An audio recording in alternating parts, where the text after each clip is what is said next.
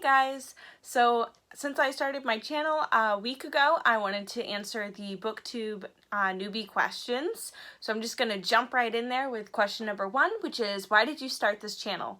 So I started this channel because I love reading, and I thought it was a really great way to be able to share that love of reading with other people and to express that. So I have an easier time talking to people out loud than I do through text format. I'm in several book communities through Facebook, and through that it's more of a texting sort of formatting. So I thought that this would be a really great way to be able to talk about it and share my love of reading, but doing it in a format that I find easier to communicate personally. Not that I don't love the communities I'm in on Facebook. I love those communities so much. I just thought this would be a great way to extend that even further and to kind of dive even deeper into the book community. Question number 2, I've got the list over here, so I'm going to keep glancing over at them written down, is what are some fun and unique things that you can bring to BookTube? So as I mentioned, I'm in some communities on Facebook. I actually admin 2 different book groups on there with a team of other great girls. And one of them is Words and Whimsy Book Club, and in that one we have authors that come and chat with us actually several times a month. So I think that's a really great addition, and I've got a good selection of arcs too from that. So I think it's good that I can kind of bring in some author and not author insights, because I'm not an author, but insights. Sometimes I know things about the books from what the authors have talked about in their chats. So that's kind of a nice addition. And then in the other group that I am an admin of is Book Battle, and that one's a competitive reading group. And so I think that one is kind of more of it's introducing a reading challenge to BookTube that maybe some of you haven't been introduced to since it's run through Facebook. So I think that's something interesting that I can bring to it. Plus, I mean, everyone has their unique insights on books themselves. So whenever I talk about anything that I thought from reading a book, that's of course going to be a unique thing that I'm bringing there. Not that other people couldn't have had the same insight, but that everybody's going to have their own little unique twist on what they thought about a book. So that's always interesting too. Question number 3 is, what are you most excited for about this channel? And I think it is definitely connecting with other readers. So I always really love to hear from other people and to see what other people think about different things in the book community. And it's always fun to get that sort of feedback on it. And it's nice, especially if it's something that you've read and you can kind of see if other people had the same opinion as you or if they thought something different, and it kind of helps to expand your view a little bit more and kind of adds a new element to the books that we read and just the community itself. Question number 4 is, why do you love reading? And I don't even know if I can describe why I love reading, but I'm certainly going to try. I think it's because I love to just get that insight into another person's mind. And I don't necessarily mean the author themselves. I look at it the characters that they create are people in their own rights, and that I'm looking into the mind of this person and sort of seeing their life through them. So I like to say, I know there's that quote out there where it's reader lives 1,000 lives. And I firmly believe in that quote. I'm definitely one of those people that's repeated that back before. And so for me, that's definitely a big element, is I like to see other people's lives and sort of expand beyond my own. And I just I think that kind of goes along with, I was a psych major in college, so I think that goes along with why I got that degree too, is because I was just interested in seeing how other people thought and other people's mindsets and stuff like that. So I think it just is kind of the same reasoning for both of those aspects of things that I enjoyed. So question number 5 is, what book or series got you into reading? And this one is hard because I've kind of always been into reading, but I do know a couple that were really standouts. So I'm just going to grab one of them behind the camera. I believe it is, yes, it is right here. I should have probably gotten this ready. but here's one of them. It is Sabrina the Teenage Witch. So this is like a series, and I don't know where the rest of the books are right now, but this book series is what made me want to learn how to read for myself, because my mom would read it to me as I was going to bed, and I would ask her to keep reading more for me, and she would be too tired because she was a single mom. So she would read a little bit of it, but she wouldn't read as enough to satisfy like my reader curiosity. I would want to keep going. So it sort of the being like drip fed this book that was way beyond my reading level, definitely made me more interested in reading faster than I probably would have if I hadn't. And I don't remember exactly how old I was at the time, but definitely I was way too young for this reading level. What reading level is this? Does it even say on it?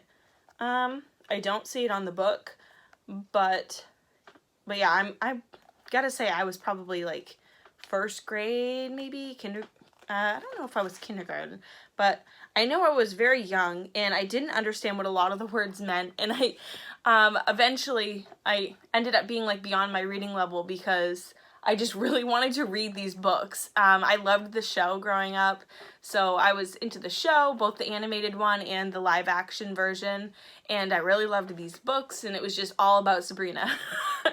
So that's definitely one of the books that got me into reading. But there was a couple of other books that I think helped pave the way. I remember I had a college mentor. There was a program that they ran in the town I lived in where a college student would come and they would mentor a younger kid. I don't know, maybe like somewhere around 10 maybe. I know I was not a teenager, but I was older than I was when I read Sabrina. And I remember we would go to the library together and she would read to me, and she read me actually the entire series of The Indian in the Cupboard because it was one she really had liked growing up. So she read that to me, and that was just kind of like our special thing together. And then she actually, as her parting gift when she graduated from college, because she could only do it obviously while she was a college student, was that she had bought me the DVD to The Indian in the Cupboard, which is really sweet. She was so awesome, and I wish I knew how to get in touch with her.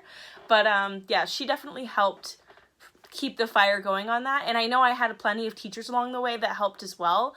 One of the teachers actually gave me the entire box set of, what is it? The Little Women series, or is it Little House on the Prairie? I think it's Little House on the Prairie. I'm looking at it, it's over there, but it's an old set. So the covers are faded. Yeah, I see one of them is called Farmer Boy in Little Town on the Prairie. Okay, it's definitely Little House on the Prairie. I'm pretty sure that's the one I really loved because there's one scene that really stood out to me, was when one of the girls was on, because each of the books was like about different sisters, and one of the girls was on a sled and it was really cold, and I think her toes, she was getting like hypothermia or whatever, and her toes were getting cold in this one scene, and for some reason this scene stuck with me. I don't remember most of the series, but this one scene really stuck with me.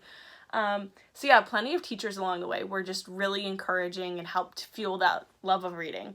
I think I probably took the long way to answer that question, but I feel like it's a very complex question to ask somebody. Like, it's like asking a reader what their favorite book is. Like, it's hard to narrow it down to something specific. So question number 6 is, what question would you ask your favorite booktubers? And I think a question I would probably ask them would be, what makes a book good to you? I think that's something a lot of booktubers will mention, but I know everybody has their own different like rating system and their own different things that they prioritize in a book. So I think it's important to keep that in mind when you're looking at other people's reviews, is what is the thing that is essential for them in a book. Like, for some people it's going to be, it has an important message that it sends. For some people it needs to have like really great dialogue or really great story building, or really accurate representation. I think it also really varies on like the genre that they're interested in as well. So I think that's a really good question to keep in mind, but I think a lot of booktubers do a great job of answering that in their channel. So I don't know if I would necessarily have to ask them that. I think I could probably just find a video where they talk about that. But yeah, that would definitely be a question I would want to ask if I couldn't find the answer on my own. And question number 7 is, what challenges in starting a YouTube channel will be the hardest to overcome? And I think for me, it's definitely going to be uploading regularly. Right now I've been doing good at uploading regularly, but that's something that I definitely struggle with, is procrastinating. I will put stuff off until the last minute. I mean, just look at my ARC shelf. Like, I put it off too long and it gets a little ridiculous and out of hand, and I'm just like hoping that I can keep myself on schedule with this so that way I won't have to worry about that. I will just keep it regular, and I'm just trying to keep it as laid back as I can so I don't stress out about making videos, because it's supposed to be fun is kind of like the main thing. It's supposed to be like a fun hobby and something that brings you joy, and that's kind of what I'm trying to help bring to this. Question number 8 is, when did you start reading? And I think I kind of already answered that one, because I have always been a reader as long as I can remember. Like, I can't remember a time when I didn't read. I know one of the first books that really stuck with me was actually Go Dogs Go. I'm sure you all, oh, and The Very Hungry Caterpillar. I know I really loved both of those as like a really young child. Those were 2 that I really loved. So I don't know if I can quite answer. I think my mom read to me while she was pregnant with me, so I guess before I was born maybe was when I started. But I know when I started reading for myself, like reading on my own, I know I was reading a little bit of the Go Dogs Go. I could read some of the words in that one. I have no clue how old I was at the time, but I know when I started reading like complex books, that was the Sabrina book, like I mentioned earlier. So yeah, I don't know. It's a multi-layered question, or multi-layered answer to the question. It's a simple question, but I just can't answer anything black or white. Where do you read? Okay, well, this one is a very simple answer from me, and it is almost entirely going to be in bed. Like, I love to lay in bed and read. I don't like to be sitting up. Like, I like to be laying, like, I'll lay on my side, or I'll, like, lay on my back, and sometimes I'll move over to my stomach, and I'll just, like, roll all around while I'm reading, but I'll just stay in the bed the whole time. It's nice because when you, like, your arm starts to cramp up or whatever, when you turn a page, depending on if it's, like, a physical or a digital or whatever, you just roll all over. But now that I mentioned physical or digital or whatever, the whatever is one that is the exception to that rule, because if I'm listening to an audiobook, I'll listen to it pretty much wherever. Sometimes I'll listen to it actually sitting right here. If I'm doing like book painting, then I'll be sitting right here at this spot and I'll just have my audiobook going while I'm painting. So that way I can be doing like artistic expression while I'm listening to a book. Sometimes I'll be washing dishes and I'll listen to an audiobook while I'm doing that. I don't ever listen to an audiobook while I'm showering because I cannot hear it well enough over the shower. My phone volume just doesn't go loud enough. I'll listen to it when I'm driving sometimes too. So I think those are pretty much the main places where I read, but almost all of my reading is done in bed. Which just shows like what kind of a reader I am. So question number 10 is, what kind of books do you like to read?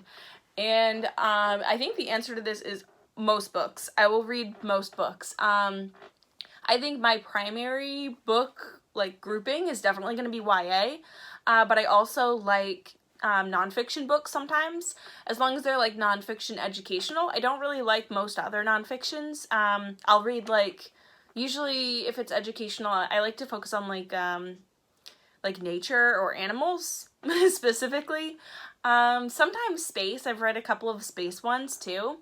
But I think one of my favorite ones was one, like, I like to listen to audiobooks about trees. I really love trees. Actually, my friends will tease me about, like, how obsessed I am with trees, because it's kind of my thing.